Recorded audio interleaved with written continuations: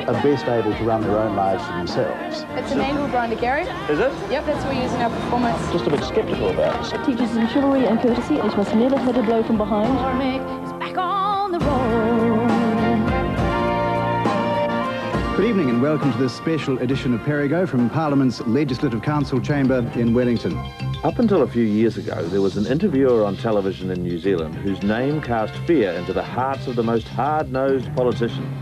We now know, don't we, that that was posturing We cannot humbug. afford to allow this country to fall into the hands of a Ruth Richardson or a Jim Bolger. Yes, we heard all that before. This is what the unions say, Mr. Moore, about it. No, I want to come back to the Now, growth just let agreement me a little finish. later. No, please, we will come to the growth agreement. I want to know where you're going to do the cutting. But that must have been fairly tough work. I don't think unless you actually do it, you can portray how tough it is. You're sitting there with someone that you're about to try to crucify, and he's thinking about his strategy. But you've got to sit there while the camera angles are being worked out and the lighting's being fixed up and the sound checks are being done. So you have to pass the time by making small talk, and it's excruciatingly tense, but you're pretending to be very, very relaxed.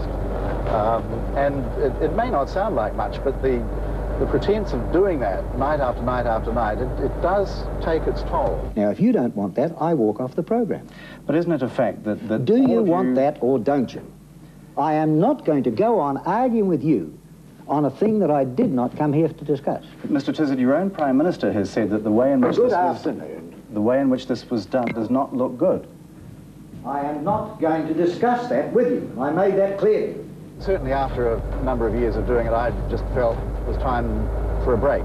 I mean, obviously it has its rewards, but you'd go home late at night, it would be impossible to sleep, and maybe get to sleep 1 or 2 in the morning, and wake up feeling drained, and you've got to go in and do it all again.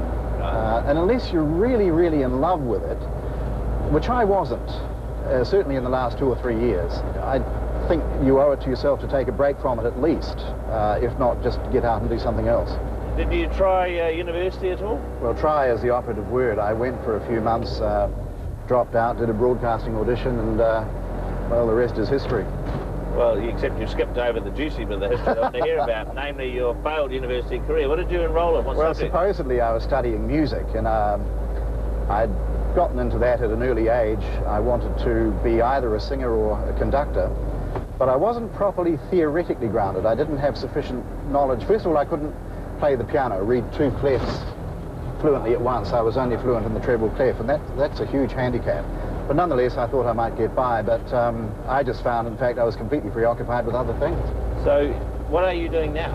Well, the main thing in my life is the magazine, The Free Radical. That's now been going a little over 4 years.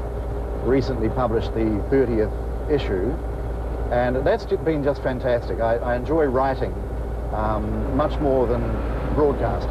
How do you feel when you come back here? You know, you have affectionate memories of the place? Absolutely. Very. I mean, my school days were very happy. The time with my family during my childhood was very happy. He was never precocious as a child. He was absolutely perfect. He never did anything wrong. He never touched anything. He was absolutely perfect.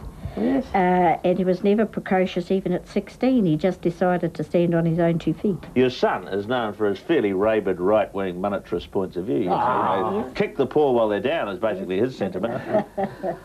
I think that people are best able to run their own lives for themselves, okay? Right.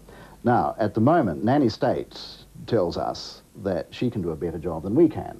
But in order for her to do that job, she has to take our money, 40 to 45% of it, before we even see it.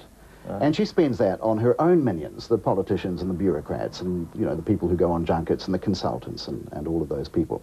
What I say is give that money back to the people you took it from and leave them alone. But what's your own background in politics and thinking? We believe in the labour system of social welfare, and I think has helped us through the days, early days. Right. And how about you, Bubba? I'm very strongly for the poor and for the rights of the workers. It was bred in me really from my father that the only rights a worker has, or the only powers he has, is his right to withdraw his labour. Yeah, so do you have some heated arguments, George, around the dinner table, you know, at Christmas time about his views on things or anything like that? Do you take them on? We don't have any arguments, really. No? But, don't always go along with his whole philosophy. Don't you wish he was a quiet little boy again? No. Have you kept any of his toys? He never had any toys. He used Oh. to just amuse himself on the farm. Here's the He thing, did- Gary. he Talk did actually about, have you one. know, exploitation of the poor, ruthless exploitation of the poor. When I was a kid, there's no wonder I didn't have any toys. My toys were a broom and a shovel that I had to clean out their pigsties with for 4 shillings a week. And then she talks about the poor. Yeah, I must say he did a great job of cleaning. He was good on the pigsty. pigsty, was really he? good. Actually, just go straight through, and great. once again, I regret to say we'll have to take a left turning. This has been a terrible day for you, because that's actually 4 turns to the left in the space of 1 hour. Well, I want to look. Right. I want to set the record straight here. I am not right-wing. Libertarianism is not right-wing.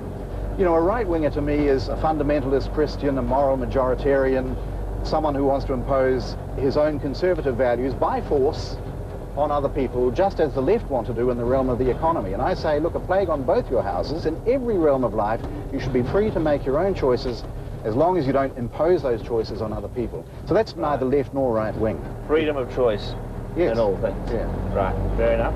So tell me, are there any people around here that were important to you when you were growing up that are still here? The one that we'll call in on is Jack Kennevan. And who was he Jack? was a real character. I mean, he's one of those teachers of legend who was really loved. There he is. Hi, is this Jack? Kennevan. Sure to be got in the looks like Gary McCormick. I told you, didn't I? What a wonderful accent. How are you, Jack? You're a fine lad and all, me Gary. My father always said there's only 2 types of people in this world, he said. Those who are Irish and those who would like to be.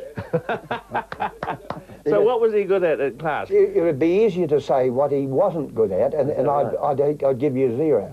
Is that right?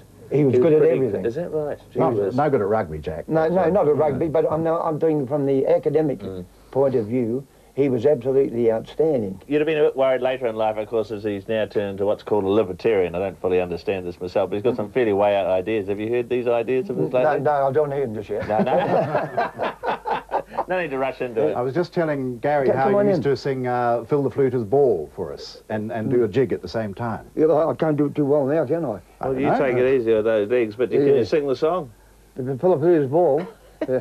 Have you heard of Philip Fluter from the town of Ballybog? Well, the time was always half of him like the man was broke. So he just sent out a Moses to his neighbours, one and all, as to how they like his company that evening at the ball.